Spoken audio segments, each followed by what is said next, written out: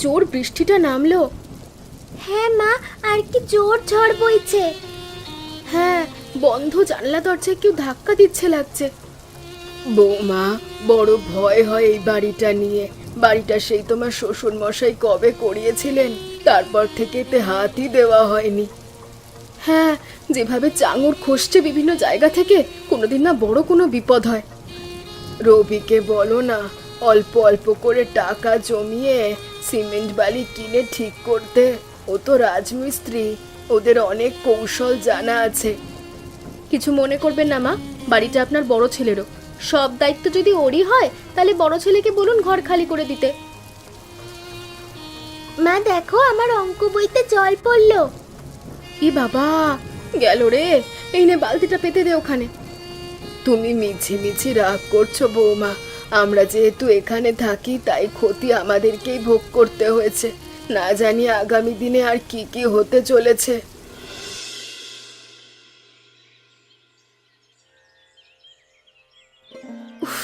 আর পারি না, এই বর্ষা শুরু হলো আর আমার বাড়তি আজে বাজে কাজ করাও শুরু হলো। আমার সাধের গাছগুলো একেবারে শেষ হয়ে গেল।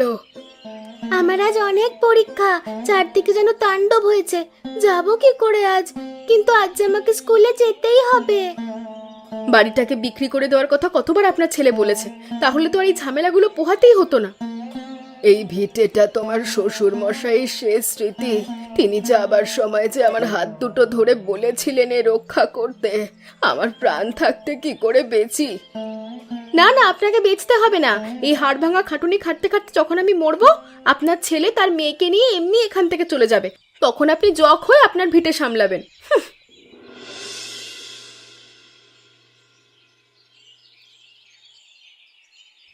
একি রে, একই অবস্থা তোর? আর বলো না কাকিমা, বাড়িতে বর্ষা হলেই জল দাঁড়িয়ে যায়। আজ পরীক্ষা, তাই স্কুলে যাচ্ছি।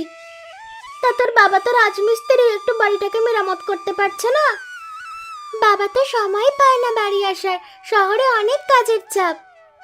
যতই চাপ হোক, তোর দীপেন কাকুরও তো একই চাপ, কিন্তু তার ফাঁকেই বাড়িটা কি সুন্দর মেরামত করে দিয়েছে। একবার আমাদের বাড়িতে গিয়ে দেখে আসিস। ঠিক আছে, যাবো ক্ষণ। এখন আসি কাকিমা, স্কুলের ঘন্টা পড়ে যাবে।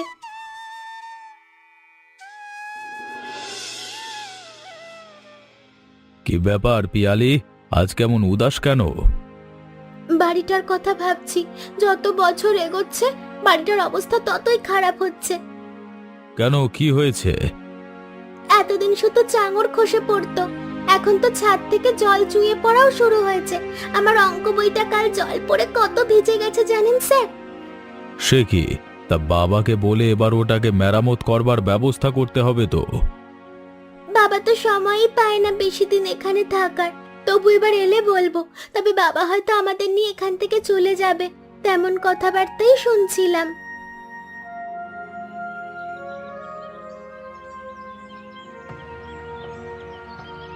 কিরে মিস্ত্রির মেয়ে, শুনলাম নাকি তোর ঘরের ছাদ ফুটো হয়ে গেছে, জল পড়ে ঘর ভাসছে। তা মিস্ত্রির বাড়ি ফুটো কেন? কি যে বলিস, নিজের ঘর সারলে কি আর টাকা পাবে? যে কাজ কর পিয়ালি, তোর বাবাকে বল আমার বাবার কাছে বাড়ি আর জমি বিক্রি করে দিতে। তারপর দেখবি সেখানে কেমন অট্টালিকা বানিয়ে দিয়েছে আমার বাবা। তুই চাইলে তারপর সেখানে আসতেই পারিস, তবে বাসন মাজার জন্য।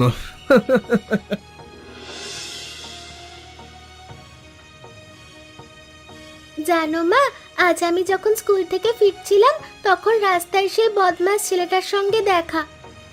সে কি তারপর? তারপর আবার কি, আমার যা পারলো অপমান করে কটু কথা শোনালো, আমি কিচ্ছু বলিনি। ঠিক করেছিস, ওদের সঙ্গে একদম মুখ লাগাবি না। বদ ছেলে সব, না জানি কি করে বসবে আবার। কেন বলছি এখান থেকে চলে যাব, এবার কি বুঝতে পারছেন? বুঝতে পারি আমি সব, শুধু শরীরটা সাথ দেয় না তাই বলি না। নইলে লোকের বাড়ি হলেও রোজগার করে ঘর সারাই করতাম। ধুর ধুর, আপনাকে বলা আর দেওয়ালকে বলা একই। জানো দিদি ভাই, তোমার দাদুর সাথে যখন আমার বিয়ে হয়েছিল, তখন আমি এই গ্রামে আসি। তুমি আর দাদু? না, আমি, তোমার দাদু, তোমার বাবার ঠাকুরদা, ঠাকুমা, পিসি, জ্যাঠা ও কাকু, মানে আমার ভাসুর, দেওর, ননদ সকলে। তারপর এই বাড়িতে এলে?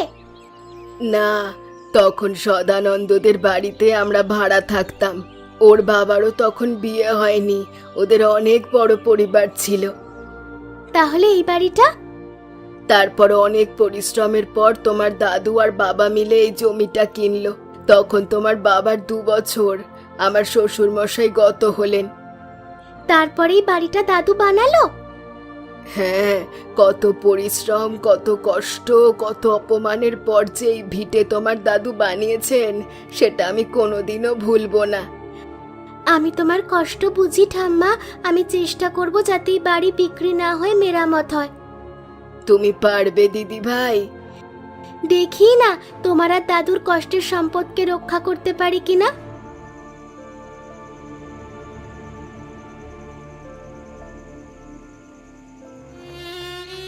আপনার জ্বর তো এখনো সারেনি মাসিমা। আর কি হবে বাবা, সংসারের বোঝা এখন আমি, যেতে পারলে নিশ্চিন্ত হই। এসব কি বলছেন মাসিমা? আপনি হলেন এই পরিবারের ছাতা, আপনি চলে গেলে কে শেখাবে ভালো মন্দ? না বাবা, আর ইচ্ছে করে বেঁচে থাকতে? বাড়ি বাড়ি করে সকলের জ্বালা। ভিটেটা ঠিক করে থাকলেই হয়, তা না শুধু বিক্রি করে চলে যাবার চিন্তা। আপনি এত চিন্তা করবেন না মাসিমা, আমি বোঝাবো রবিকে। কালকে আমি শহরে গিয়ে ওকে আপনার খবর দেব।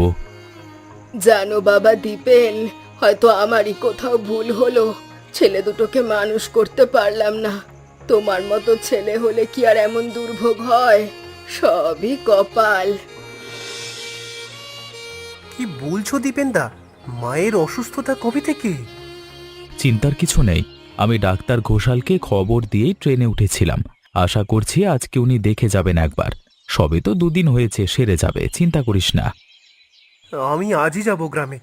এমনিতেও আজই আমার চুক্তি শেষ, তবে রাতের বেলা। কিন্তু মায়ের এমন অবস্থায় আমি না গেলে যদি বাড়াবাড়ি রকমের কিছু হয়, আমি নিজেকে ক্ষমা করতে পারবো না। তোদের বাড়ির অবস্থাও খারাপ দেখলাম, তুইও তো রাজমিস্ত্রি, একটু মেরামত করলেই তো হয়ে যাবে।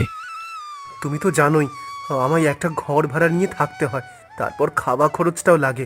তুমি তো এখানে তোমার দিদির বাড়ি থাকো বলে সমস্যা নেই, কিন্তু আমার দাদা এখানে থাকতেও আমায় বাইরে থাকতে হয়। কিভাবে সারাবো? দেখ, তোর বাবা মানে মেসোমশাইয়ের শেষ স্মৃতি তোদের ওই ভিটে বাড়ি, সেটা চলে গেলে সমস্যায় পড়বি রবি। আমার বলার কথা আমি বললাম, এবার তোর ব্যাপার।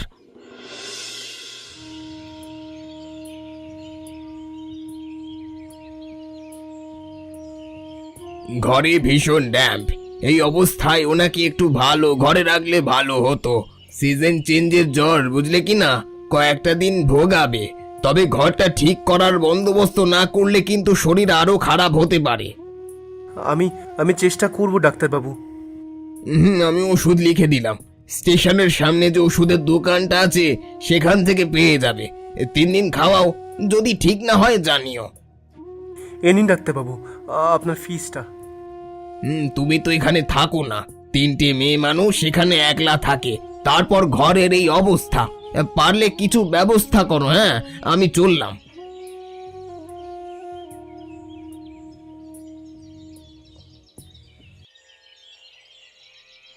আরে আরে রবি যে, তা কবে এলে? এই তো গতকাল রাতেই। আপনারা সব ভালো তো? আমরা তো ভালোই আছি, তবে ঘোষালের কাছে শুনলাম তোমার মায়ের শরীর নাকি ভালো নেই। হ্যাঁ, জ্বর হয়েছে আজ 3 দিন হলো, কিছুতেই সারছে না। দেখো, আমার কিছু প্রজেক্ট হচ্ছে কলকাতায়, তুমি তো জানোই আমি প্রমোটিংয়ের ইনভেস্ট করি। এবার তুমি চাইলে তোমাকে 2 কামরার ফ্ল্যাট আর সাথে নগদ 10 লক্ষ টাকা দিতে আমার কোনো আপত্তি নেই। ফ্ল্যাট আর টাকা দুটোই দেবে, তাও আবার 10 লক্ষ? কি ভাবছো রবি? টাকার অঙ্কটা নেহাত কম নয়। তুমি শহরে মায়ের ভালো চিকিৎসা করতে পারবে, মেয়েকে ভালো স্কুলে ভর্তি করতে পারবে, চাইলে তোমার একটা ছোট ব্যবসাও শুরু করতে পারো। প্রস্তাবটা তো খুব ভালোই দাদা, কিন্তু আপনি তো আমার মাকে চেনেন। দাদাও এই একই বিষয় মাকে অনেক বুঝিয়েছিল, কিন্তু মা নিজের গোঁ ছাড়েনি। মা কি রাজি হবে সেটাই ভাবছি। ভাবো ভাবো, সময় তো আছেই। এসেছো যখন, কালকেই তো আর ফিরে যাবে না। তবে এমন প্রস্তাব কিন্তু কেউ দেবে না। আমি চলি তবে, হ্যাঁ।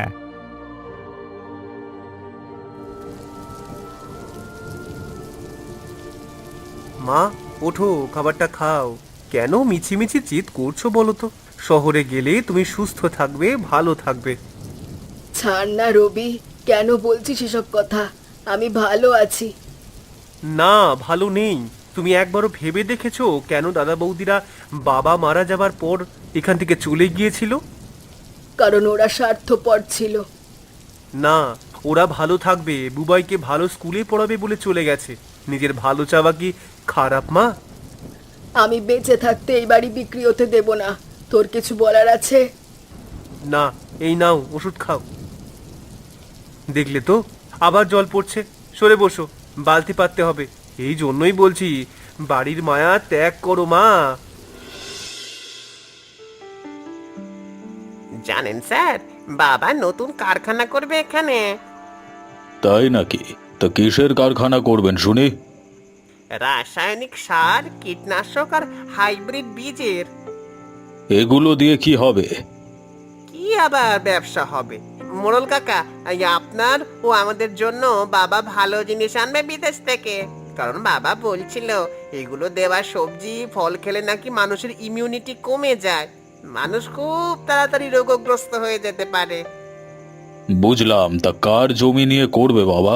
জমি কেনা হয়ে গেছে? না না, কথা হয়েছে বাড়ি সহ জমি কেনার। আচ্ছা, কার সাথে? ওই যে গো, ওই রাজমিস্ত্রিদের ঝরঝরে বাড়িটা আছে না, ওই অত বড় জমি সহ সেই রবির সাথে। দেখো বৌদি, তুমি লেখাপড়া জানা মেয়ে হয়েও এই গ্রামে ওই ঝরঝরে বাড়িতে তোমাকে পড়ে থাকতে হচ্ছে। শহরে গেলে কত রোজগার করতে পারতে তোমার ধারণা আছে? না দাদা, কত? প্রায় 10,000 টাকা থেকে তো মাইনে শুরু হতোই। তাই নাকি? সত্যি বলছেন? আরে হ্যাঁ বাবা, হ্যাঁ। তাই জন্যই রবিকে প্রস্তাবটা দিয়েছিলাম, বলেনি তোমাকে? কই না তো। তবে এইটুকু জানি, আমার ভাসুরপুয়ের মতো মেয়েটাকে আমারও একটা ভালো স্কুলে দিতে পারতাম। মায়ের জেদের জন্যই তো। বোঝাও বোঝাও, না বুঝলে অন্য পথ অবলম্বন করো। আরে যেভাবেই হোক দলিলটা হাতাও, বাকিটা আমি বুঝে নেব। হ্যাঁ, কিছুতেই মাকে রাজি করানো যাচ্ছে না। সদানন্দদা টাকার ফ্ল্যাট দুটোই দিতে রাজি। দাদা তো বলেছেন আমায় একটা ভালো চাকরি আর মেয়েটাকে একটা ইংলিশ মিডিয়ামে ভর্তি করার ব্যবস্থা করে দেবেন। কি করা যায় বলো তো? দাঁড়াও দেখি, ভাবতে দাও। সদানন্দদা বলেছিলেন দলিলটা ওনার কাছে দিয়ে এলে উনি বাকিটা করে দেবেন। কিন্তু দলিল তো মায়ের নামে, এখনো তো কিছুই হয়নি আমাদের নামে। তাহলে কিছু একটা ব্যবস্থা করবই। আর নয়, অনেক হয়েছে এই ভিটে বাড়ি। বৃষ্টির দিনে যা পরিস্থিতি হয়।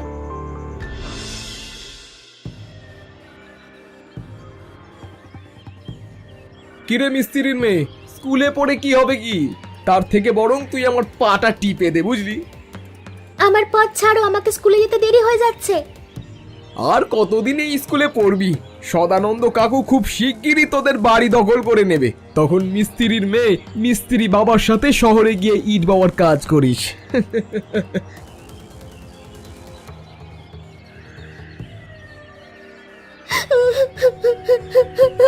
আমি কি করব কিছু বুঝতে পারছি না। ওদিকে ঠাম্মার স্মৃতি, এদিকে বাবা মায়ের বাড়ি বিক্রির জেদ, আর বাইরে প্রীতমদার সিদ্ধার্থদার ব্যঙ্গ। আমার আর ভালো লাগছে না। চোখে জল নয়, আগুন চাই পিয়ালি, নইলে তোমাকে কেউ ভয় পাবে না। বাইরে সকলে শুধুই তোমাকে কষ্ট দেবে, তোমায় শক্ত হতে হবে যে। কিন্তু আমাদের ভিটে বাড়ি, সেটা বাঁচাই কি করে? বাবা তো স্থির করে নিয়েছে বিক্রি করে দেবে। নিজের আর ঈশ্বরের উপর ভরসা রাখো। উনি চাইলে আর সময় এলে অনেক বড় অসম্ভবও সম্ভব হয়ে যায়।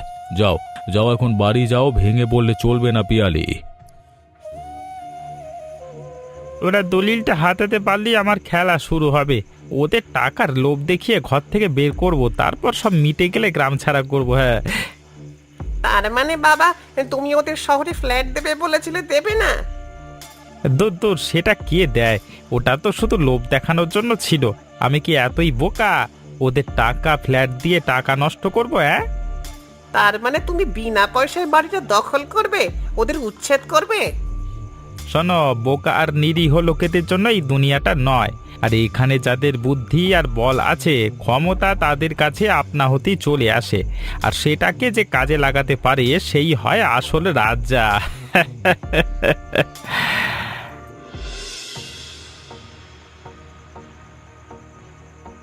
দেখো মা, তোমায় শেষবারের মতো অনুরোধ করছি, একটু ভেবে দেখো ভালো করে।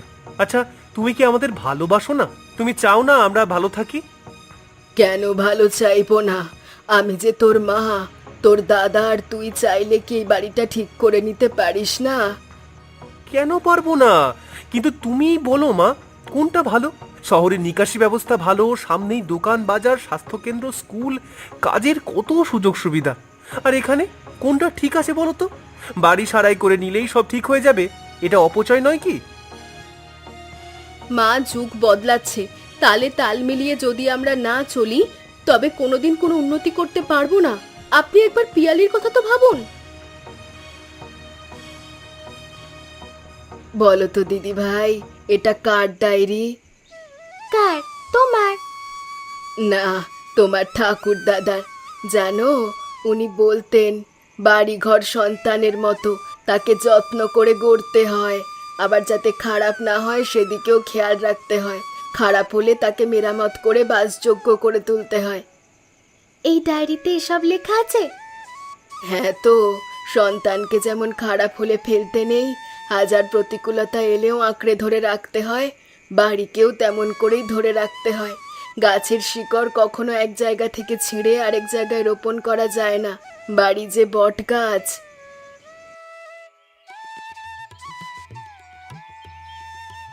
বাবা, কি ব্যাপার মাস্টার, আজ হঠাৎ স্কুলে না গিয়ে আমার বাড়িতে যে? যদি একই গ্রামে একজন গ্রামবাসী অপর গ্রামবাসীকে শোষণ বা শাসন করে আর ক্ষমতার অপব্যবহার করে, তখন আমার মতো শিক্ষকের ঠিক কি করা উচিত বলে আপনার মনে হয়? হ্যাঁ, ওরে বাবা, কে আবার কি করলো? কে আবার? একজন আপনার গুণধর ছেলে আর অপরজন সদানন্দ। মানে? আপনার ছেলেকে বলে দেবেন রবির মেয়েকে পথে ঘাটে যেন অপমান না করে।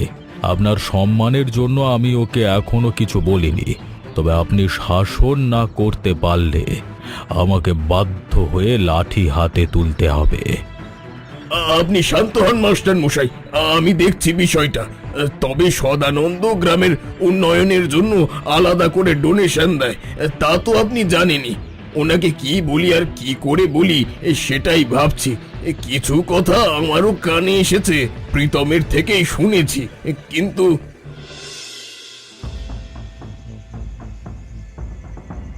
মা ও পিয়ালি দুজনেই ঘুমোচ্ছে। খুব সাবধান, শব্দ যেন না হয়। তুমি আলমারিটা খোলো, চাবি আলমারির গায়ে ঝোলানো আছে। টর্চের আলোটা ফেলো ঠিক করে, দেখতে পাচ্ছি না তো। সাবধানে আলমারিটা বন্ধ করো।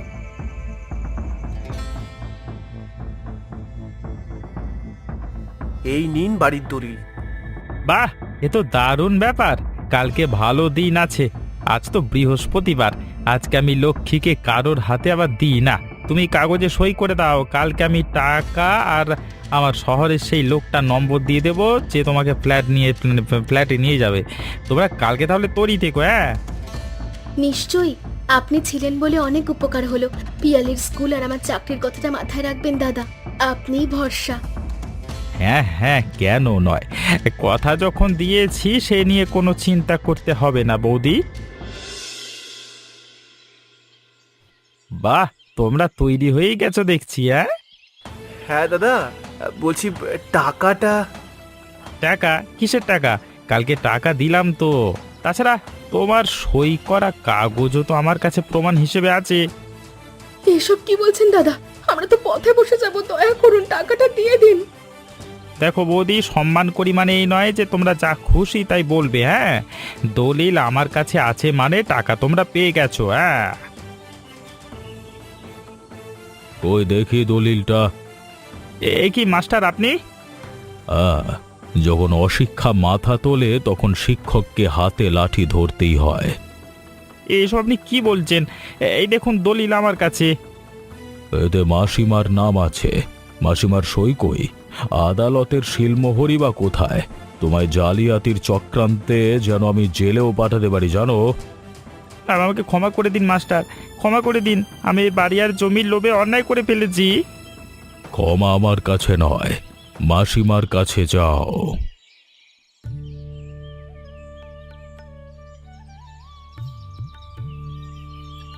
আজ মনে হয় আমার স্বপ্ন পূরণ অচিরেই হতে চলেছে। আর এটা শুধু তোর জন্যই সম্ভব হলো দিদি ভাই। না ঠাম্মা, তুমি সাহস না দিলে, তুমি ভিটে বাড়ির অস্তিত্ব না বোঝালে আমিও বিক্রির চিন্তা করতাম। আজ তোর বাবা মাকে ভিটেটা মেরামত করতে দেখে তোর ঠাকুরদারও ওপর থেকে খুব আশীর্বাদ করছেন। আজ কতদিন পর রোদ ঝলমল করছে। হ্যাঁ, বৃষ্টিও আমাদের সাহস আর মনোবলের কাছে হার মানতে বাধ্য হয়েছে।